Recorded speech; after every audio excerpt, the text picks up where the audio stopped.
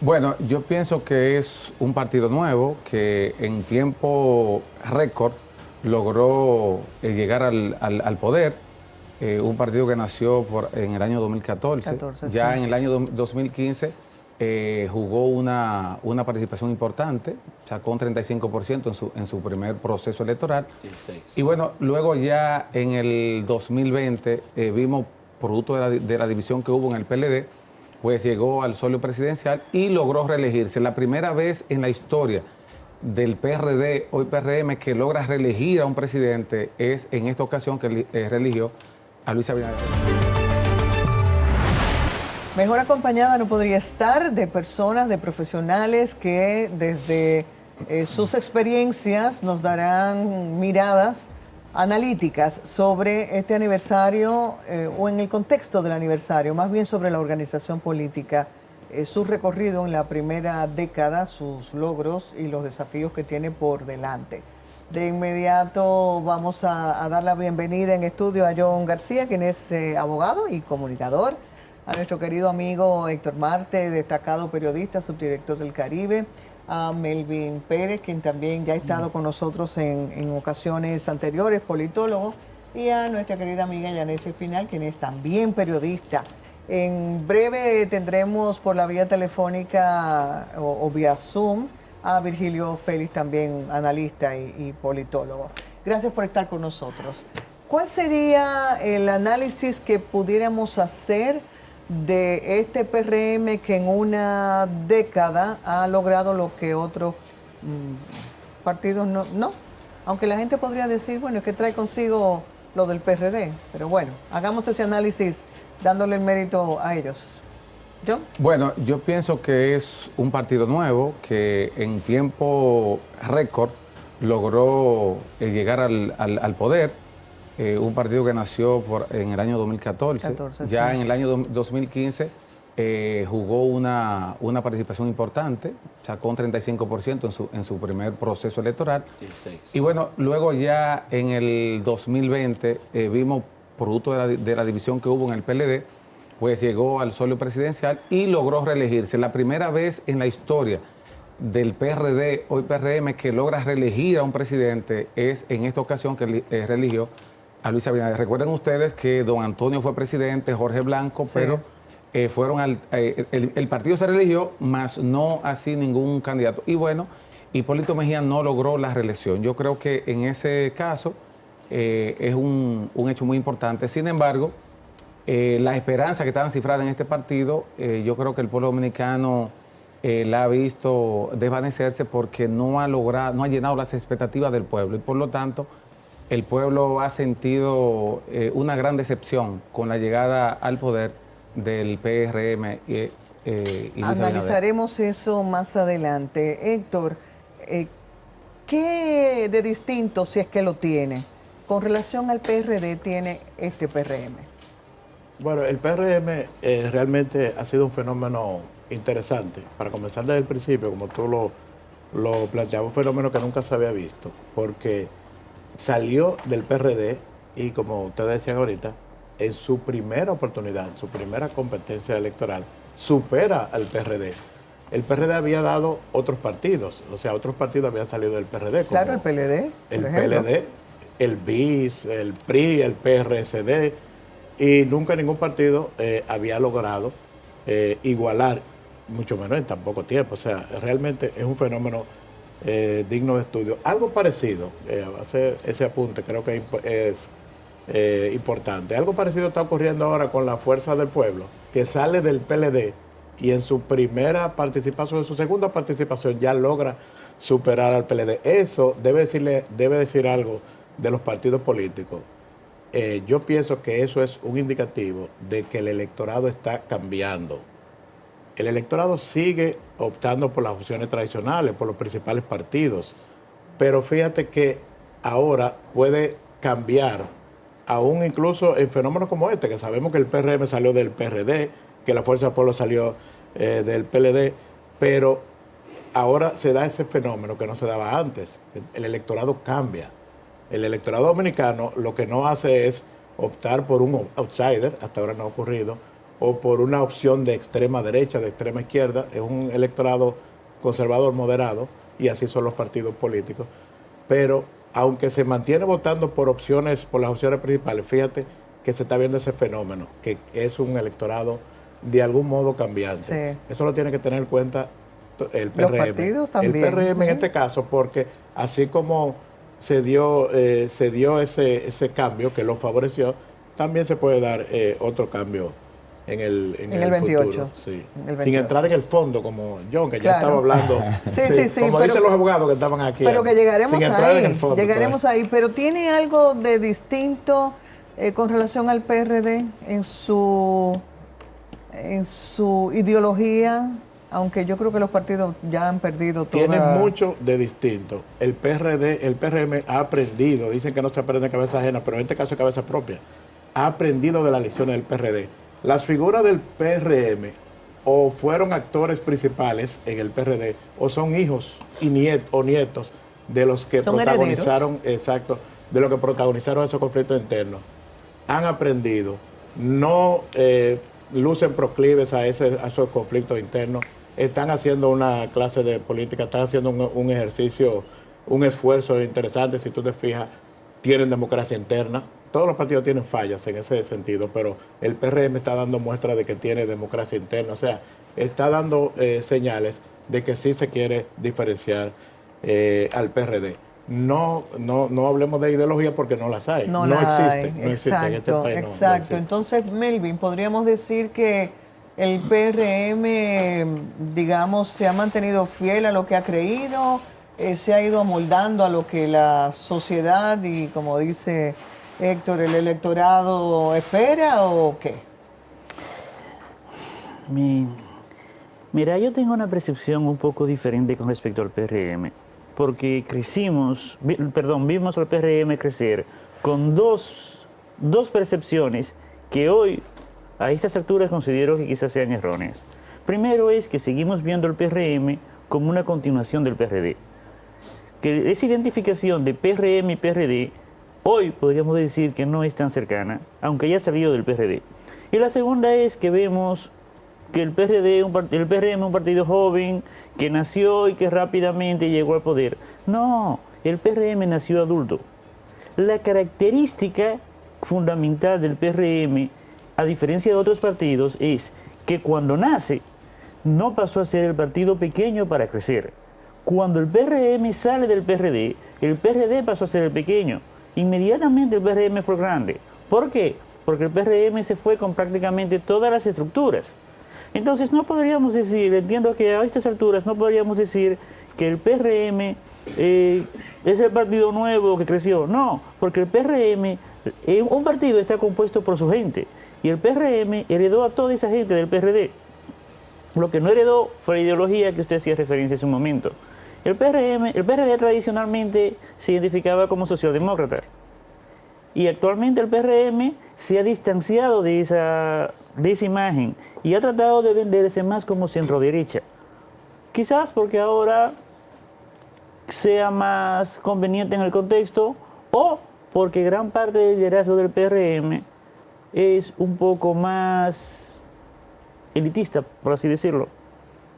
Así que entonces se mueven en función de los intereses, de lo que perciben que son los intereses de la sociedad y no necesariamente porque creen en ellos. Bueno, todos los partidos se mueven por intereses, todos. Sí, sí. Pero cuando dije elitista, quise decir que está compuesto por ciertas élites económicas. Gran parte de las personas que dirigen el PRM son de grandes empresarios, es decir, que naturalmente tendrán ciertos intereses y ciertas perspectivas que lo van a distinguir de otros partidos. Cuando vemos los actuales funcionarios del PRM, podemos ver que hay una diferencia abismal con respecto al gobierno anterior. El gobierno anterior era un gobierno más, vamos a decir, de clase media baja y de académicos, mientras que el PRM es más de empresarios. A propósito de eso, Yanissi, la percepción de mucha gente es que entre esos funcionarios no hay tal preparación o capacidad para los puestos que ocupan y que además de eso algunos gestionan en contrario a lo que es la visión del propio presidente. ¿Qué opinas tú? Bueno, quisiera, Lizeth, con relación a una pregunta que hiciste, de todas maneras, para enlazar la Sí, pregunta cómo no. que me has hecho, el tema de la diferencia entre el PRM y el PRD, yo creo que no se puede dejar de lado el liderazgo de Luis Abinader. Yo creo que la gran diferencia y lo que ha hecho al PRM exitoso desde que estuvo en la oposición hasta el éxito electoral, el éxito de gobierno es otra cosa, pero el éxito electoral no está en discusión. Y yo creo que es la visión de política que tiene Luis Abinader lo que ha hecho al PRM un partido exitoso. Ahora, con relación a tu pregunta, bueno, yo creo que eso hay que evaluarlo cada uno en su área. Cuando tú ves lo que se informa, lo que se dice en áreas específicas, por ejemplo, en el sector económico, vamos a citar, bueno, pues el gobierno ha tenido éxito. Aunque hay una contracción en este momento del tema de la economía, pero cuando vamos a las recaudaciones de la DGI, de aduana, la política del Banco Central, pues el gobierno está bien. Ahora, cuando Relativamente, porque la evasión sigue siendo cuantiosa. Bueno, pero no es un problema de este gobierno, No, es no, histórica. no, es un problema de siempre. Lo que pasa es que al que esté de turno le corresponde tratar de disminuirla. Obviamente. Pero entonces, cuando vamos al tema de la ejecución presupuestaria, al tema de los proyectos de infraestructura, pues encontramos que hay un tema de retraso importante a la hora de finalizar, de hacer que las obras se puedan construir en el tiempo en que se han contemplado. Y no es un tema de recursos, porque los recursos están ahí. Fíjate lo que está ocurriendo con el tema de las aulas. 5 años después, la explicación que se da es que hubo un nudo, pero ya van 5 años. Se aprobó una ley y no ha tenido la capacidad de construir la cantidad de aulas. De hecho, construir una escuela ni siquiera es un tema de una infraestructura complicada. Así es. No es como construir un metro, No, por y esos ejemplo, planos un están monorriel. hechos, sí. Exacto. Entonces se nota una incompetencia que es innegable porque los hechos están ahí y ya a estas alturas de 5 años completos no le luce al gobierno responsabilizar a administraciones anteriores por temas tan simples como ese. Eso es por esa área. Entonces usted va al tema de la inseguridad ciudadana, todo lo que se ha hecho, se ha creado la fuerza de tarea y se dan semanalmente cifras de una supuesta mejora. Pero cuando tú vas y evalúas con las mismas herramientas con que se evaluaba antes, por ejemplo, el tema de cómo la gente se siente, si 5 años después esas políticas han dado resultado, la gente responde y sale la inseguridad ciudadana entre las principales preocupaciones de la ciudadanía. Entonces, las políticas que se han aplicado no han tenido el resultado esperado. Así que yo creo que hay áreas del gobierno que están bien. Yo creo que en temas de política migratoria no se puede discutir que ha habido un esfuerzo importante y los resultados están ahí. Ha tenido efectos que tiene que manejarse de una manera con menos enfoque politiquero. Yo creo que sí, porque el decir vamos a repatriar porque suena bonito y porque te genera popularidad, entonces tú tienes un tema en el impacto de la mano de obra en áreas tan relevantes para la economía como la construcción y la agricultura. No es que no hay que, se sabe que hay que aplicar la ley de migración, pero tenemos una realidad laboral y el gobierno tiene que actuar en función de esa realidad, no para estar haciendo cosas que parezcan populares y que después te genere un problema peor que el que tú tratas de enfrentar. A propósito de eso, vamos a partir de lo que ha dicho Yanesi. Luces y sombras, y me gustaría escuchar no solamente a John, también Héctor y Melvin. Bueno, este gobierno durante estos 5 años, que el próximo domingo 17 va a celebrar los 5 años de su asunción al poder, a veces diríamos, ¿por qué no el primer año de este segundo mandato, verdad? Este gobierno tiene pocas cosas que exhibir. Yo pienso que la obra más importante que tiene este gobierno la inaugura hoy, 19.8 kilómetros de carretera, que es la circunvalación de Baní, que si un vehículo se queda en una dirección, entonces obstruye la vía de tan estrecha que es. Una vía que fue diseñada a cuatro carriles, simplemente se hizo en 2. Originalmente con un presupuesto de 2.200 millones, y hoy vimos que fue en 7.000 millones. El metro hoy inclusive se desplomó el techo en una de las estaciones, lo pueden buscar en las imágenes.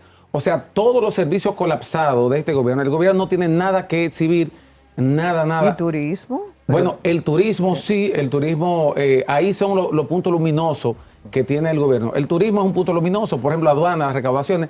Sin embargo, este año, por ejemplo, la proyección de crecimiento, que era de un 5%, va a quedar en 2.4%. Por ejemplo, las recaudaciones, como usted decía, en este semestre se cayeron.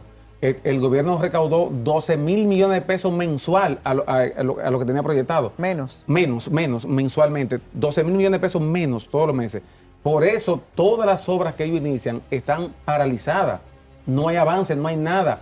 La sociedad está llena de apagones. Hay apagones. Ahora mismo el país está encendido en más del 70% de la sociedad dominicana, quemando goma, quemando neumáticos, porque hay una tanda de apagones todas las noches, de 6, de 4, de 8 y de 10 horas. O sea, si usted ve a los hospitales, las escuelas, el 4% no ha servido prácticamente porque, como usted dijo, hay una incapacidad de la ejecución. Señores, estamos hablando de que en los últimos 70 años estamos enfrentando el presupuesto de inversión más bajo. Este gobierno, ¿cuánto está invirtiendo en inversión, en gasto de capital? 1.8 y 2 puntos. Cuando Balaguer, por ejemplo, se invertía el 8% del PIB. El Leonel el 6, el 5, Danilo el 3.5, el 4. Y por eso es que usted ve que no se traduce, no hay movilidad económica, hay una parálisis que el propio presidente lo ha admitido. O sea, en materia de administración hay poco punto luminoso que exhibir de este gobierno. Héctor. Antes de entrar en ese punto, me gustaría comentar brevemente un aspecto que tocó Melvin, el tema de las ideologías, que Sí. él hablaba de la socialdemocracia, que no se le ve al PRM, aunque en teoría sí, pero no se ve en la práctica. Realmente los partidos, hemos visto en los últimos años que tienen diferencia de matices, pero las ideologías, ya eso Como no tales podemos ya hablar no que existen. existe. ¿Qué va? Y yo me atrevo a decir que eso no necesariamente es malo. Eso en cierto modo representa una ventaja. Eso también tiene sus resultados positivos. ¿Por qué? Porque en este país que los gobiernos, los diferentes gobiernos, diferentes partidos, se han preocupado, claro, hay muchísimas carencias, pero se han preocupado, por ejemplo, por mantener la economía y tienen una fórmula bastante parecida. Eso no es malo. El hecho de la ausencia de ideología garantiza, en cierto modo, la continuidad de Estado. O sea, nosotros no tenemos el problema que tienen otros países de la región, que hay una derecha recalcitrante, una izquierda radical. Sí. Entonces, unas elecciones te la gana la izquierda, las próximas elecciones te la gana la derecha. Se desbaratan los logros que puede haber tenido un gobierno, se comienza de cero, nosotros no tenemos ese problema, entre otras cosas. También eso garantiza tranquilidad, garantiza estabilidad. O sea, Sin duda. lo de las ideologías, para mí, que eso es un tema que quizás requiere una discusión más amplia, pero para mí no es una desventaja, sino una ventaja. El gobierno del PRM, que llega a 5 años, podemos decir que ha tenido que enfrentar, y así se gradúan los partidos, se gradúan los gobiernos, ha tenido que enfrentar crisis desde su inicio, comenzando con la pandemia. Cualquiera diría, pero ya eso pasó, ok, pero la pandemia fue una crisis que puso a todo el mundo literalmente, a inventar, a buscar fórmulas. Claro. Y nosotros podemos decir que salimos bien, que tuvimos buenos resultados en la recuperación. Después vinieron otros problemas no tan graves como la pandemia, no con de tanto impacto, pero también representaron crisis y el gobierno supo salir de esa crisis. A propósito de lo que tú decías, es verdad que hay inexperiencia, algunos funcionarios, es verdad que han tenido que aprender sobre la marcha. Obviamente no pueden tener la misma experiencia que los peledeístas que tenían 16 años corridos Sí. en el gobierno. Han tenido que aprender, pero creo que sí, creo que han tenido buenos resultados. La mayoría, porque también hay gestiones que han fracasado. O sea, algunos funcionarios que evidentemente han fracasado, no se puede decir que no. Y bueno, en la parte negativa creo que es lo que ha mencionado Yanesi y el mismo yo, cada cual a su modo, pero evidentemente que el tema de las obras de infraestructura, sí requiere mayor esfuerzo, mayor inversión, eliminación de burocracia, de trabas, porque las obras están ahí, todo el mundo sabe cuáles son. Lo que pasa es que hay muchos obstáculos, hay muchos problemas, y eso es una de la parte evidentemente más negativa que tiene el gobierno y que tiene que superar ahora en los 3 años que le faltan. Melvin, ¿cuál diría usted que son los ministerios que componen el talón de Aquiles de este gobierno? Cuando digo de este me refiero a los 5 años. Bueno, hay 2 áreas que están teniendo muchos problemas. Primero, la construcción de infraestructuras.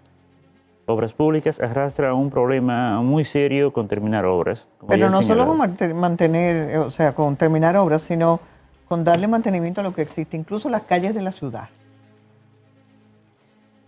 El caso de la infraestructura es el principal problema porque eso lleva a una percepción de ineficiencia. Y entonces eso nos lleva a otro problema muy complicado que tiene el gobierno, que es la comunicación. El gobierno se ha dejado meter goles por la oposición en muchísimos temas en los cuales podría haber salido airoso, pero la gestión de la comunicación está terrible. Sin embargo, la inversión que ha hecho el gobierno en ese rubro ha sido y es cuantiosa. Gastar mucho no significa gastar eficiente. No significa ser eficiente. El principal problema que tienen con la comunicación es que no parece haber algo estratégico, dirigido. No, la comunicación es más o menos reactiva. Tomemos un caso simple. La política exterior de este gobierno, que ha sido, en mi opinión, ha sido bastante exitosa. Para determinados fines, la parte fronteriza ha tenido iniciativas que ningún otro gobierno había tenido. Le han construido un muro, han tenido muchas deportaciones, y sin embargo, la percepción que se tiene, la discusión que hay en los medios, es que el gobierno es un blandito con ese tema. Entonces, ¿cómo es que si el gobierno se muestra como el más duro del área, construye un muro, brega con deportaciones, cierra la frontera, cómo es que se mantiene la percepción de que es blandito? Es un tema de comunicación. Porque yo entiendo que, a mi parecer, el tema fronterizo, la política exterior, han sido de las partes donde este gobierno tiene más éxito. Sin embargo, son las partes donde recibe más ataques y donde no se defiende bien. Sin embargo, el presidente hay que reconocerle que ha sido firme y coherente con su postura en los escenarios internacionales en ese sentido. Eso hay que reconocérselo porque no hacerlo sería mezquino, la verdad. Entonces, tal vez ese es uno de los campos donde no todos los peones del sistema actúan en consonancia, porque las denuncias de que a esos que se deportan se les cobran tantos miles para que puedan reingresar no son pocas. Así es. Y si nos fijamos, hay algunos temas, algunas áreas, con el mismo caso de política exterior, ciertamente el presidente coloca muy bien al país, representa bastante bien al país, pero hay sectores de comunicación que no se muestran convencidos. Cuando hablamos de infraestructura, hay demasiadas iniciativas y cuando decimos vamos a comunicar, vamos a construir obras nuevas, pero de nada sirve si no se terminan a tiempo. Entonces, esa cuestión de hacer y comunicar deben de ir de la mano. Lo que se hace y lo que se comunica no siempre van de la mano. Yanesi, la educación, no la infraestructura, el sistema, nos deja con muchos huecos hoy día, ¿verdad? Sí, definitivamente que todavía el tema de la calidad de la educación sigue siendo el gran debate en el país. Y aquí quisiera puntualizar esta parte. Se hicieron muchas protestas en exigir que se aplicara el 4% para la educación. Y una vez ya tenemos 12 años, porque en el 2013, ¿verdad?, comenzamos a aplicar este porcentaje. Y en ese momento el presidente de turno, el presidente Leonel Fernández, explicaba que no se trataba de un tema de dinero, se trataba de un tema de filosofía, que aquí no tenemos... No, en el 2013 era Danilo Medina. No, pero la protesta se las aplicó. protestas, Las protestas claro. le tocaron a Sí, Leonel. sí, claro. Que tuvo un match porque no Claro, accedió correcto. a esta exigencia. Pero lo que creo es que todavía hoy día este sigue siendo el problema. Aquí no hay una visión de hacia dónde queremos ir como país, como nación, y comenzar a hacerlo desde la escuela. Yo creo que eso es lo que nos hace falta. Y tenemos que dejar atrás, me parece, con este tema de los cuestionamientos constantes al 4%, que si valía la pena, que si no valía la pena. Yo creo que el tema de esa conquista llegó para quedarse. Ahora la discusión tiene que ser cuando se puedan de nuevo los actores sentarse a discutir un pacto educativo. Se firmó uno, pero hasta dónde hemos llegado con eso. Yo creo que ya llegó el momento de sentarse de nuevo los actores, evaluar en qué punto estamos, dejar de discutir de que si el 4% valió o no la pena, es una conquista, eso no va a volver atrás, y entonces empezar a discutir una filosofía educativa para el desarrollo del país. Ya tenemos conectado a Virgilio Félix vía Zoom, que está fuera del país. Virgilio, buenas noches. ¿Cuál dirías tú rápidamente, luces y deuda pendiente del gobierno del PRM en los 3 años que faltan?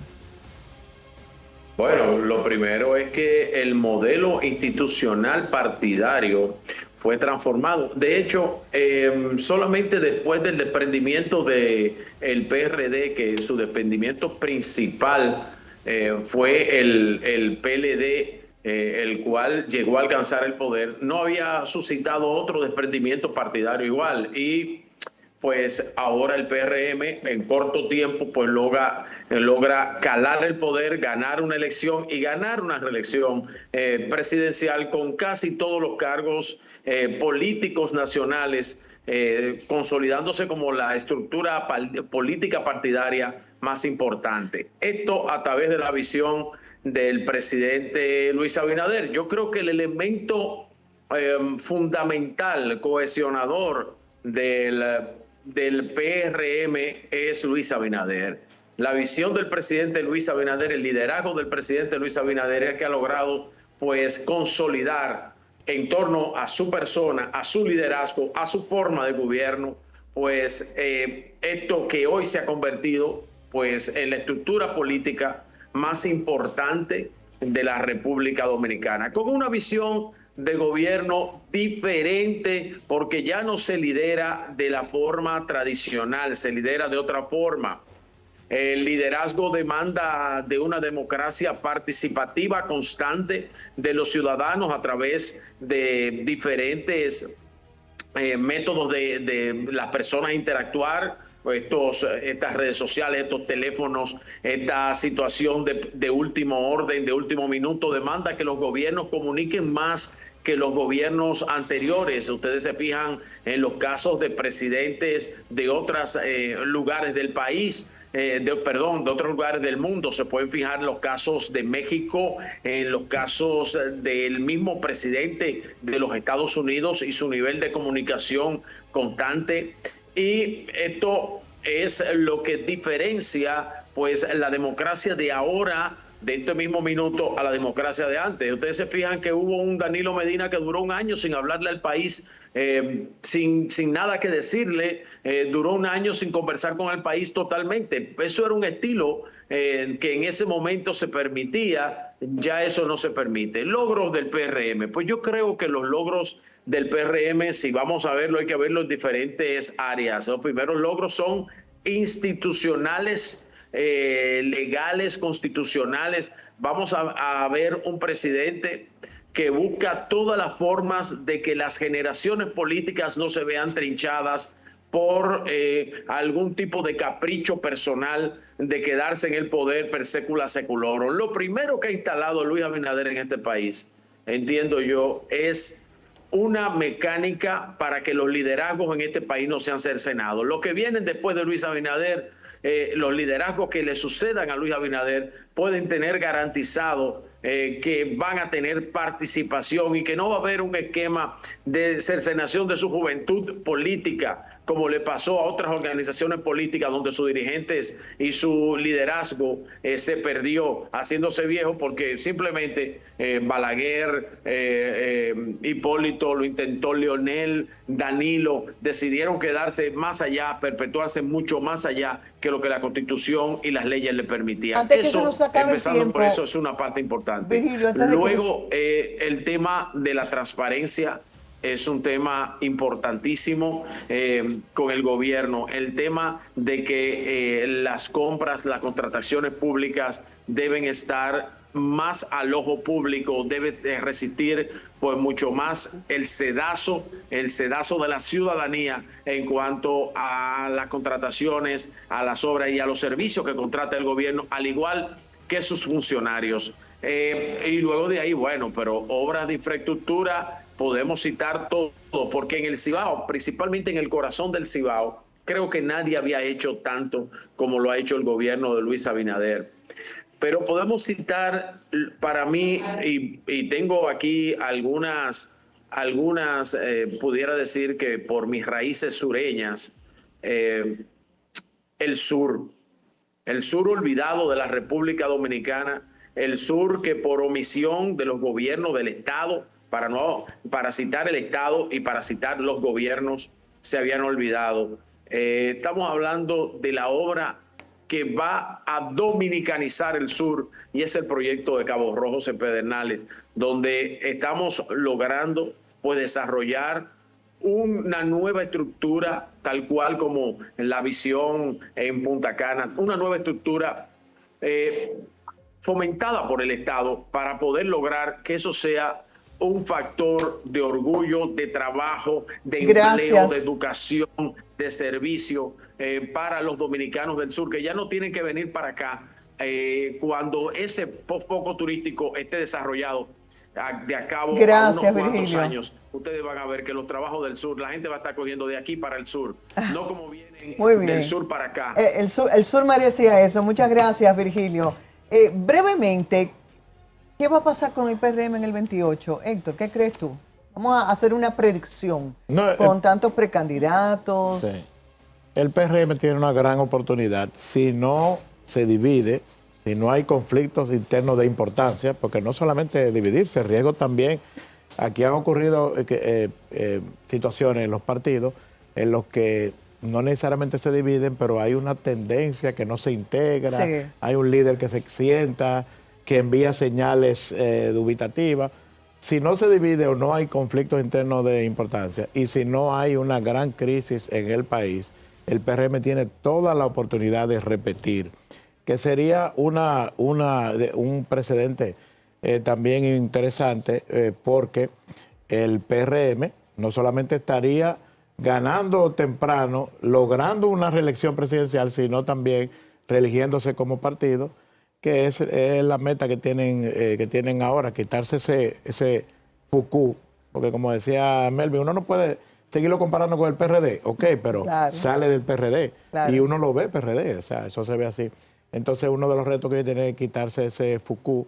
Lograron una reelección que no lo había logrado nunca antes el PRD y ahora el reto sería que el presidente Abinader le ponga la banda a un compañero de partido. ¿Quién sería ese compañero, John? Bueno, yo pienso que retazo, pelliquito, ante un fracaso total que ha tenido este gobierno, ante la incertidumbre que hay en la población, yo creo que no tiene ninguna posibilidad de cara al 2028. Melvin, ¿quién sería el candidato que pudiera darle continuidad al PRM en el gobierno? Ahora mismo creo que ni siquiera está definido ni podríamos tener una idea. Y no creo... Pero ¿quién entre ellos y ellas ven más posibilidades? La vicepresidenta. La vicepresidenta. ¿Yanesi? La misma pregunta. Sí, la misma pregunta, para terminar. Eso es difícil, sí, claro, 3 años. Es una predicción, pero bueno, entre los que están... Objetivamente, me parece que la candidatura, la que tiene mayores condiciones estructurales y de posicionamiento para ganarla, es Carolina Mejía. Muy bien. Bueno, pues muchísimas gracias por sus miradas, siempre interesantes y atinadas. Esta noche hemos estado haciendo un análisis de estos primeros 5 años de gobierno del PRM y de la primera década de la organización como partido. De hecho, el domingo tienen un acto para celebrar estos 5 años de gobierno. Y poniendo una mirada al futuro, de cara al 2028,